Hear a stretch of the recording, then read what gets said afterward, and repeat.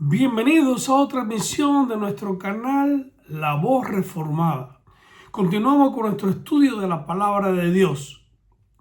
Y hoy vamos a estudiar la profundidad teológica de la carta de San Judas a la iglesia, que ha sido asediada y donde ya se habían introducido falsos pastores y líderes religiosos. Esta carta tiene un valor importante hoy. Nos anima a contender ardientemente por la fe que nos ha sido dada. Quédate, acompáñame, suscríbete si no lo has hecho y juntos vamos a disfrutar de las maravillas de la palabra de Dios. No vamos a leerla porque es un poquito extensa, pero tú puedes leerlo antes de leer este estudio o junto con el estudio. El estudio exegético teológico de la epístola de Judas. Comenzamos hablando de el aire en las iglesias del primer siglo. Estaba viciado. No es el aroma del incienso, sino el hedor de la infiltración. Judas, el siervo de Jesucristo, medio hermano de Jesús y hermano de Jacobo, sostiene la pluma con una urgencia que quema. Su intención original era redactar un tratado sobre la común salvación. Pero el Espíritu ha desviado su mano, ha recibido informes de hombres que se han deslizado secretamente como nubarrones sin agua y árboles doblemente muertos. La apostasía no está llamando a la puerta, ya está sentada a la mesa del Señor, convirtiendo la gracia en libertinaje. Esta carta fue escrita probablemente entre los años 65 y 80 después de Cristo. Es una epístola universal y se enfrentaba al gnosticismo incipiente o un antinomianismo radical. El autor utiliza un estilo polémico, saturado de alusiones al Antiguo Testamento y literatura intertestamentaria para validar su autoridad profética. Estructuralmente, el libro es una exhortación a la contienda. Nos exhorta a contender por la fe, donde la memoria de los juicios pasados de Dios sirve como garantía del juicio futuro sobre los falsos maestros.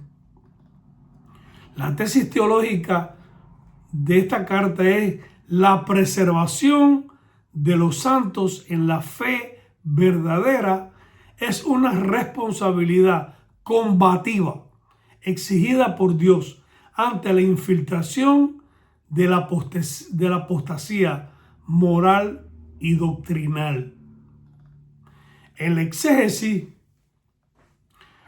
vemos que el verbo principal de la epístola es apagonizatai,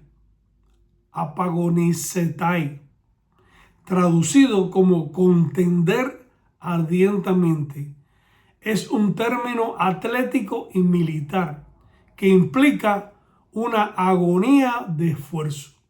Los infiltrados son descritos como asebéis, impíos, personas cuya característica principal no es solo el error intelectual, sino la carencia de temor reverencial a Dios, lo que resulta en aselgei, una lascivia desvergonzada que niega al único soberano.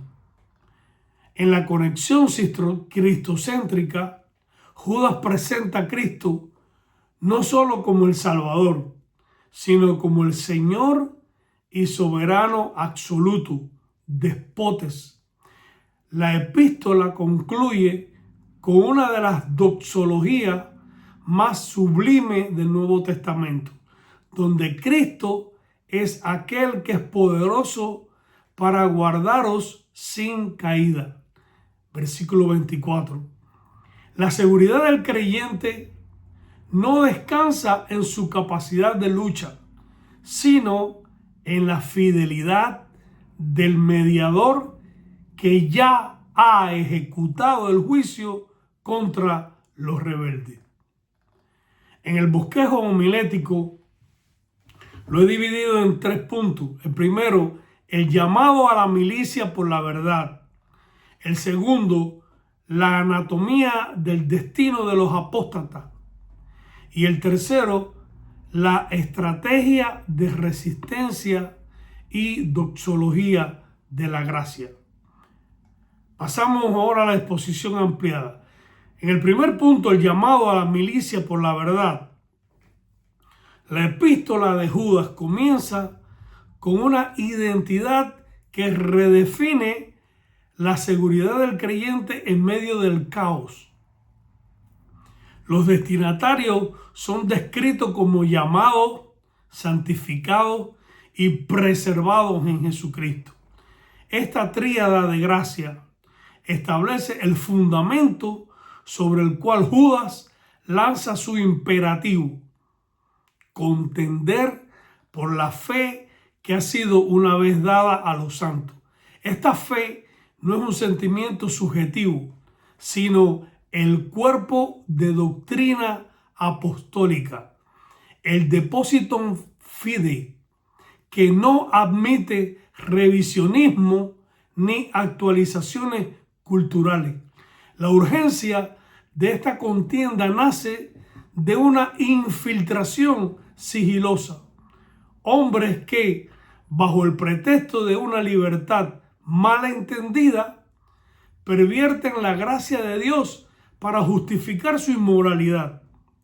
La Confesión de Fe de Londres de 1689 afirma que las Sagradas Escrituras constituyen la única regla suficiente, segura e infalible de todo conocimiento, fe y obediencia salvador.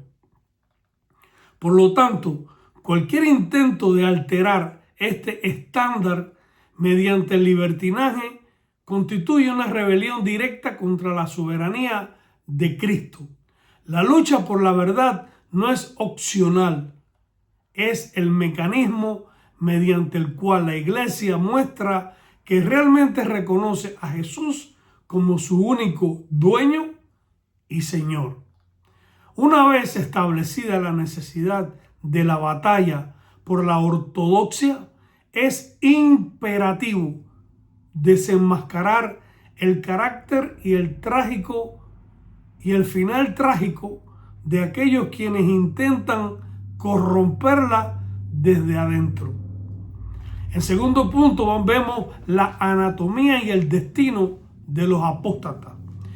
Judas utiliza una serie de tipologías históricas para demostrar que Dios no deja impune la rebelión. Cita el juicio de Israel en el desierto, la caída de los ángeles y la destrucción de Sodoma y Gomorra como pruebas irrefutables de que la impiedad tiene un límite decretado. Estos falsos maestros son descritos como manchas en vuestros ágapes, parásitos espirituales que se apacientan a sí mismos sin temor. Su retórica es inflada y seductora, pero sus vidas son tan vacías como nubes sin lluvia. La teología reformada nos enseña, según el decreto de Dios, que a otros se les deja actuar en su pecado para su justa condenación. Esta soberanía divina en el juicio no exime al hombre de su responsabilidad, sino que subraya la gravedad de desafiar la ley de Dios escrita en el corazón y revelada en su palabra. Los apóstatas que menciona Judas no son solo errantes en su pensamiento, sino animales que siguen su propio instinto, careciendo del espíritu. Su destino está sellado desde la antigüedad. La oscuridad de las tinieblas para siempre, un recordatorio solemne de que jugar con la gracia es invocar el fuego del juicio divino sobre su propia cabeza. Ante la oscura realidad del juicio inminente sobre los impíos, el autor gira su mirada hacia la responsabilidad del remanente fiel y la provisión divina para su preservancia. El tercer punto, vemos la estrategia de resistencia y la doxología de la gracia. La resistencia del cristiano ante la apostasía no se basa en el odio, sino en la edificación sobre la santísima fe y la oración en el Espíritu. Judas exhorta a los creyentes a mantenerse en el amor de Dios mientras esperan la misericordia de Cristo para vida eterna. Esta dualidad entre la responsabilidad humana y la soberanía divina es central. Debemos tener misericordia de los que dudan y arrebatar a otros del fuego, odiando incluso la ropa contaminada por su carne. Sin embargo, la epístola no termina en el esfuerzo humano, sino en una soberanía preservadora de Dios. La confesión de 1689 recalca que los santos no pueden caer ni total ni definitivamente del estado de gracia, sino que ciertamente perseverarán en él hasta el fin. Esta seguridad es la que explota en la doxología final. Cristo es aquel que puede guardarnos sin caída y presentarnos delante de su gloria con gran alegría. La gloria, majestad, imperio y potencia permanecen a Dios por todos los siglos. Nuestra contienda es real, pero nuestra victoria está garantizada por el poder omnipotente de aquel que nos llamó de las tinieblas a su luz admirable. La progresión teológica de Judas nos lleva de la necesidad de una defensa activa de la fe y la comprensión del juicio inevitable de Dios hacia el descanso final en la gracia soberana que preserva a su iglesia a pesar de cualquier infiltración. En la aplicación, este salmo nos confronta nuestra pasividad moderna, nuestra tolerancia. Hay que tolerar, no podemos ser tolerantes con el error doctrinal que destruye vida. Al mismo tiempo, nos consuela al creyente atribulado por la apostasía. Dios tiene el control, Él conoce a los suyos y Él mismo los guardará hasta el día final. Esta carta de Judas nos enseña que la verdad es objetiva. Ha sido entregada una vez contra el relativismo actual. Afirmamos que el Evangelio no evoluciona para adaptarse a la moralidad del siglo XXI. Es la cultura la que debe rendirse al señorío de Cristo. Y concluyo que Judas nos deja un manual de guerra espiritual que termina en un himno de paz. La iglesia que lucha es la iglesia que adora. Oremos. Oh Dios, único y sabio Salvador nuestro, gracias por la fe que una vez ha sido dada a los santos. Ayúdanos a contender ardientemente por ella, no con nuestra fuerza, sino confiando en que tú eres poderoso para guardarnos sin caída. Que tu gloria brille en nuestra pureza doctrinal y moral. Te lo pedimos por Cristo nuestro Señor. Amén.